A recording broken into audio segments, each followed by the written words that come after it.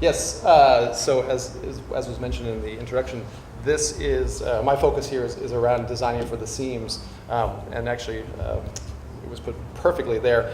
There is no place for nothing. Everything is a seam. And one of the reasons, and actually before I get into that, let me just give you a quick preamble as to where I'm coming from, in case you're not familiar with TEAGUE, but it'll be super brief.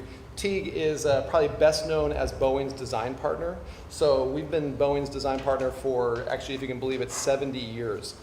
So if you've flown on a Boeing aircraft, you have flown on a TEAGUE designed interior, unless you were flying things prior to the Stratocruiser, which actually still had propellers. So yeah, we are the longest standing designer and client relationship, if you can believe that. Our first contract was for 50 years, and when that expired, we asked for another 50, and they said, how about 5? So we're on a couple more iterations of those 5-year ones. We also do a lot of work in consumer electronics, working for the likes of Samsung and Google. This is actually an image of an internal project around 3D printable headphones. We were really enamored with the high-end headphone market, as was everyone else, including Apple. And we thought, well, what if everyone could make their own? So we actually made a 3D printable version that you could make with Radio Shack components. But our real sweet spot is when design, or when technology and mobility come together. That's really sort of where we do most of our work. And some of the work I'm going to show you today, actually, Jackie sort of preambled as well. We're going to be similar in some of our thinking. This is actually an image from a conceptual airline of the future we worked on about 2 years ago, which we continue to work on. And one side note about this is that it's a testament to the sort of dearth of innovation in the airline market that to this day we continue to receive inquiries from people who want to fly on Poppy, even though it's a purely fictional conceptual exercise in terms of what an airline could be. But there's very little startup activity when it comes to airlines, so we were very curious about what would happen or what we would do differently if we were to start up an airline from scratch. To get into the meat of it, I'm actually sort of troubled and spin off into rants all the time, even around this word seamless. This is a really popular word in design literature when it comes to transportation design. It's basically designers talking to each other about something that can never happen. Seamless is totally a fantasy. And as was mentioned, the bigger point is actually the seams. We're missing the point when we focus on seamless. If you think about what seamless would actually look like from a passenger journey standpoint, it would be an airline knocking on my door, and I answer the door, and it says, "Hey, Devin, we're Delta Airlines. We're here to take you to the airport." And I said, "I didn't even know I was traveling today." And then they would zap me in the neck, and I would conk out, and they'd load me into a truck, and I'd wake up in my hotel room.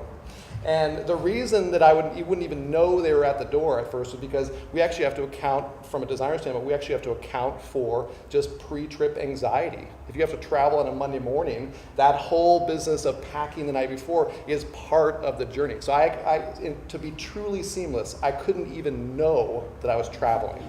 And you can actually see this in science fiction. In science fiction movies, we are probing for seamless travel. We sort of, in images like this, which is from Aliens, you might recognize it, we are all sort of looking for this cryo-sleep version of travel. It's probably not a good reflection of modern air travel that we are looking for this. If you're familiar with Interstellar, this is also an image of what seamless travel would look like, basically being loaded into a cryo-sleep waterbed and waking up light years away. That's what seamless looks like. Now that said, the seams are much more the point. As a quick aside, just because someone has been brought up actually quite a bit already, is these emerging overland transportation modalities in terms of autonomous cars, but also Hyperloop. My opinion is that in particular, airlines are not taking these seriously enough. And there's been some discussion already around Hyperloop, so I will leave that alone. But I thought Hyperloop was very diplomatic in their take in terms of being complementary. I think there's actually a scenario that's very easy to imagine in which overland transportation via air actually totally evaporates. And we've seen this actually in Spain and Japan as well, just through rail. So just the introduction of high-speed rail in those two markets just evaporated entirely in or domestic air travel, I should say. So if you look at what can happen with autonomous vehicles, it's actually really startling. The hard part about this is it's hard to imagine what these modalities will look like. We imagine them through the lens of existing vehicles, and that's not the right lens to look at them through. It's more appropriate to look at them probably through the lens of partnerships. So what does a Netflix vehicle look like, right? What does a Steelcase productivity vehicle look like? What are these vehicles that are made in partnership with brands that are outside travel right now? What do those vehicles actually look like? And there's lots and lots of propositions where you can imagine that we are not going to fly. We're going to opt for that lie flat bed onboard the Netflix car and do it that way. And by the way, it's not just me talking about this. This is widely discussed, and a VP from Audi actually said very transparently, the reason we're getting into the autonomous vehicle game is because we believe we can take market share away from airlines.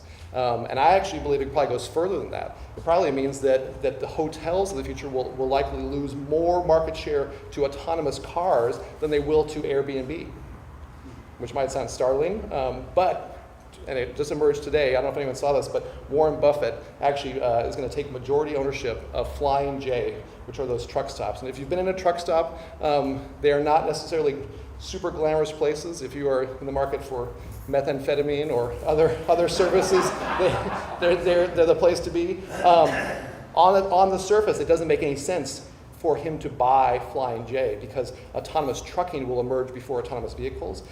It does make sense if you imagine today's truck stops being tomorrow's high-end hygiene stations for the likes of VW and Audi and so forth, right? Those high-end places where people can stop on their autonomous vehicle trips when they're not flying. So I want to share two core principles from our perspective when it comes to designing for the seams. What does it actually mean to do this? And they're actually, it's pretty straightforward. The first one is solving the small problems that feel big, right? And this is what it comes down to, is just sort of looking at the passenger journey and figuring out what are the things that take up a disproportionate amount of space in people's emotional experience of air travel, and then fixing that. There are examples of this in corollary categories. If you think about what Uber did in terms of transforming the ground transportation game, they only did that by doing this, by solving small problems that felt big. They solved for dispatch, and they solved for payment. That's it. That's all they solved for, and in doing so, turned a whole category on its head, right? So this is really, really straightforward stuff. In air travel, the small problems that feel big are probably bags, right? Bags is really sort of the keystone issue here. If you look at this image here, this is actually from the Boeing 707, which launched us into the jet age. If you look at what's above people's heads, it's not bags, right? Right now in a current jetliner, we will be playing an endless game of Tetris with our rollerboard bags. But that's actually not that's not what's above these people's heads. In fact, it's actually just fedoras, it's hats. One side note, by the way, about the golden age of travel, I appreciate sort of the nostalgia for it. It actually wasn't so golden in some ways. It's actually filled with smoke and racism. It's just two things. So we shouldn't get too attached to them, to it. But that said, these people are very happy here, largely because they are liberated from bags. So Jackie's right. We should figure out ways to liberate passengers from bags earlier in the process and reunite them with bags later in the process. And that's going to be a key. As one really sort of dramatic opinion that I would share about this is that for air travel to compete with the likes of Hyperloop and autonomous cars in the future, we will have to move to a totally queueless system. We will have to arrive at a scenario where we do not have to wait in line at all. And I know that sounds impossible, but that's what's going to be required to actually compete with these new modalities that are emerging. The other one, again, this is something that Jackie talked about as well, is we're going to have to figure out ways to do distributed things like TSA. So TSA in the future is going to have to exist outside of its current footprint. A lot of North American airports already run around a third over capacity. So the whole TSA queue up is basically just sort of an expression of the logjam that is coming for us. So we're going to have to figure out ways to have people go through TSA somewhere else and then arrive at the terminal later on. There is precedent for this as well. If I'm from Seattle, and if I take the train from Seattle to Vancouver, BC, the customs agents actually board the train and then check people in the cars while the train is still moving. I don't know how they do it. They must actually just run alongside of it and jump in, but there's no perceptible stop from a passenger standpoint at all. The other one, when you think about solving the small problems that feel big, a lot of people have probably had the experience of being on board an aircraft and you're flying east and you're actually wondering if you're going to be able to even order room service when you get to the hotel. I might arrive so late that by the time I actually land in JFK and make my way to Midtown, the kitchen will be closed at my hotel. Given the state of the Internet of Things technology, there is no reason that you would not be able to order room service from your in-flight entertainment system. That is completely available from a technical standpoint right now. So you'll see things like this, I hope, emerge where the IFE system turns into basically one of those ways to solve for the seams, right? To solve for that gap between when I get off a plane and when I want to order room service. Goes back to the line as well. There's no reason I should wait in line at the hotel, right? Air travel is in a lot of ways just a series of lines that seem to never stop. The hotel knows who I am. They know I'm on my way. There's no reason I shouldn't be able to check in via the IFE system as well. The other thing is that we're doing a lot of work to sell to people inside the terminal, but there isn't any reason we couldn't do more of that on board as well. So this is just a quick screen showing what a partnership, for example, with Nike would look like, being able to buy custom sneakers that are only available at 30,000 feet.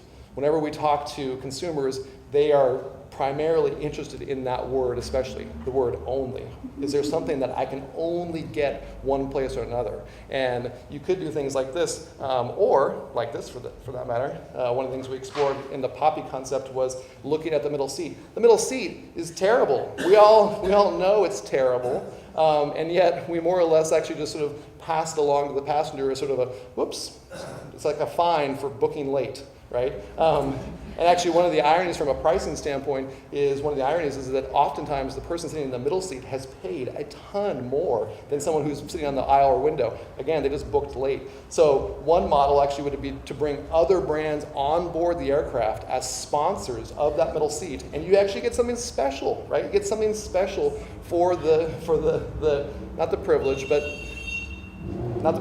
the task of sitting in the middle seat. In this case, it's Uniqlo, but it could be Nike, it could be Xbox, it could be anyone.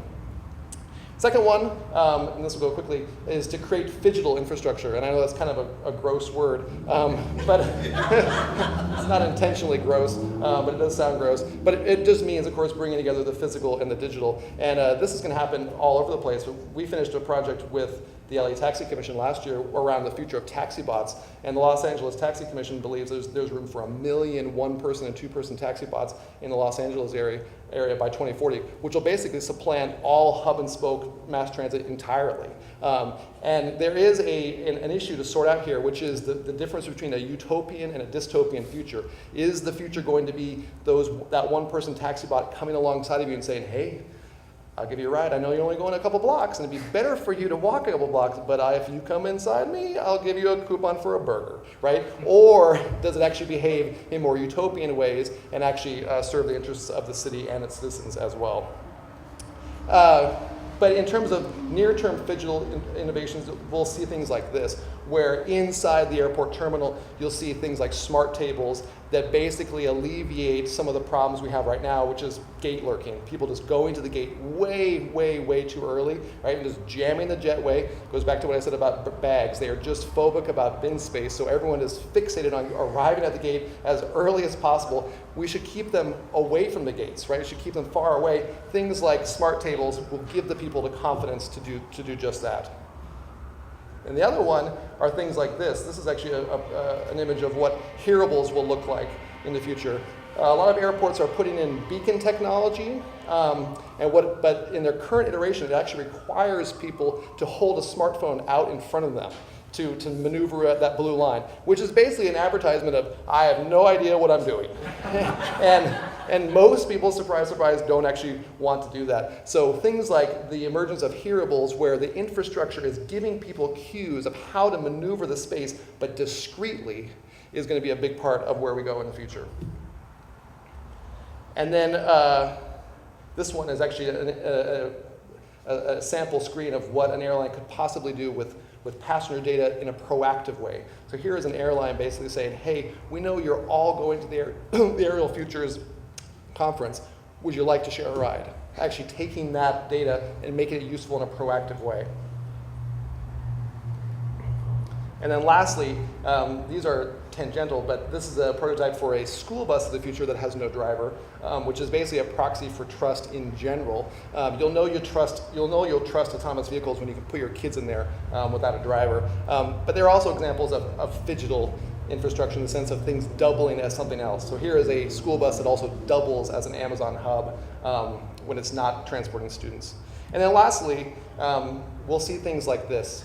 I know this is sort of surprising, but when you think about phygital, what it requires are players who have lots of infrastructure. And when you think about what's possible from players who have infrastructure, it's things like this. It's things like Starbucks getting into the mobility game because you already have your favorite Starbucks store. It's a perfect place, it's a perfect hub for you to rent a bike, to rent a car, to board a Starbucks airporter and get screened by TSA on the way to the airport right from there.